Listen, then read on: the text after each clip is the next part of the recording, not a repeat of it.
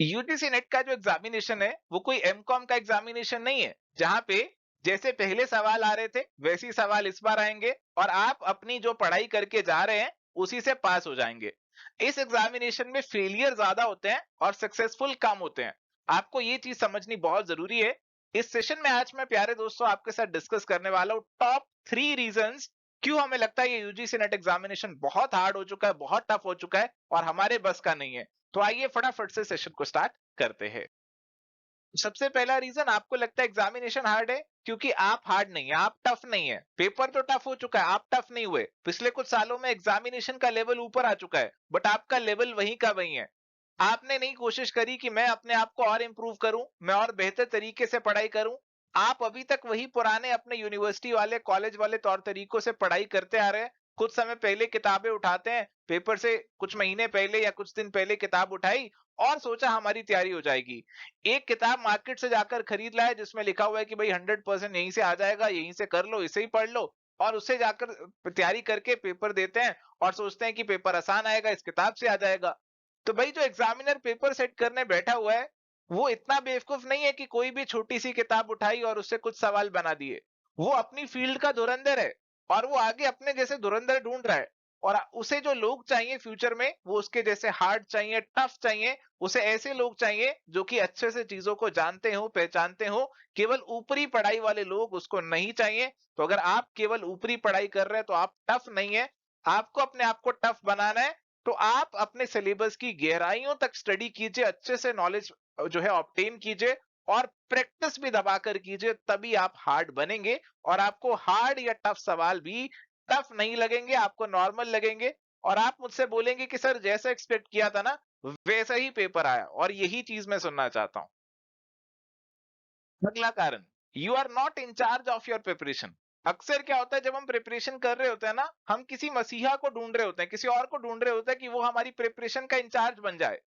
और हम यहाँ पे उसको उसके ऊपर डाल देते हैं, उसके ऊपर सारी प्रिपरेशन छोड़ देते हैं कि वो जैसा कहेगा वैसे अपना प्रिपरेशन कर लेंगे। ये आपका दोस्त, आपका सीनियर, आपका टीचर, कोई यूट्यूबर, कोई भी हो सकता है। और अगर आप खुद से चार्ज लेने की बजाय किसी और को अपनी प्रिपरेशन का इंचार्ज बना रहे हैं तो फिर प्यारे दोस्तों आपकी जो प्रिपरेशन है ना वो लेवल की कभी भी नहीं हो सकती है।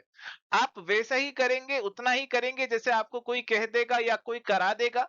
आप खुद से मेहनत नहीं करेंगे, खुद से सवाल नहीं देखेंगे प्रीवियस ईयर वाले, और खुद से एनालाइज नहीं करेंगे कि अरे पेपर का लेवल अब कैसा होता जा रहा है और मेरे को अपनी तैयारी किस तरीके की करनी है। आप केवल डिपेंडेंट रहेंगे उस दूसरे पर्सन पे जो कि आपको तैयारी करा रहा है, और वो जैसी भी आपको तैयारी करा देगा आप वैसी तैयारी करके निकल जाएंगे, एग्जामिनेशन दे आएंगे।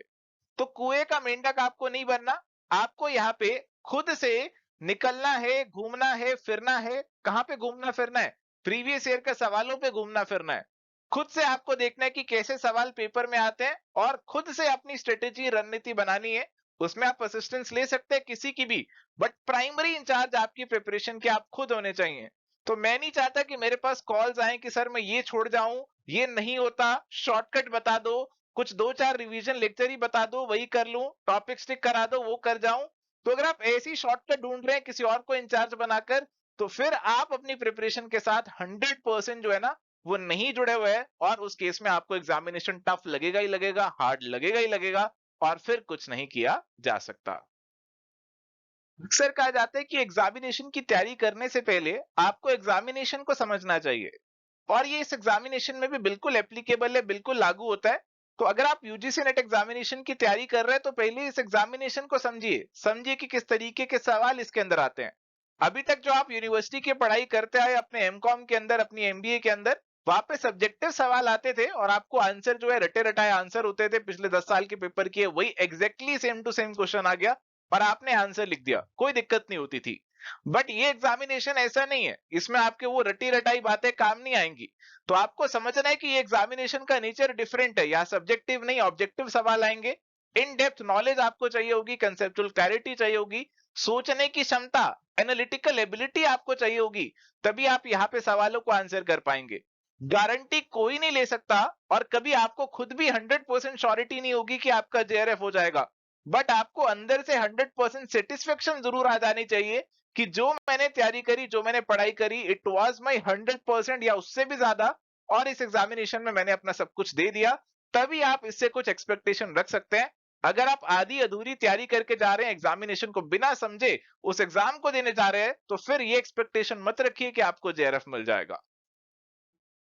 प्यारे दोस्तों, ये था आज का छोटा सा सेशन। मेरा मकसद बिल्कुल भी आपको डराना नहीं था, मैं केवल आपकी आंखें खोलना चाहता था कि अभी भी जाग जाइए। अगर आप एक सीरियस एस्पिरेंट है और आप कैरियर बनाना चाहते हैं इस फील्ड में, तो कॉम्पिटेटिव एग्जामिनेशन है जिसको क्रैक करना बिल्कुल भी इजी नहीं है।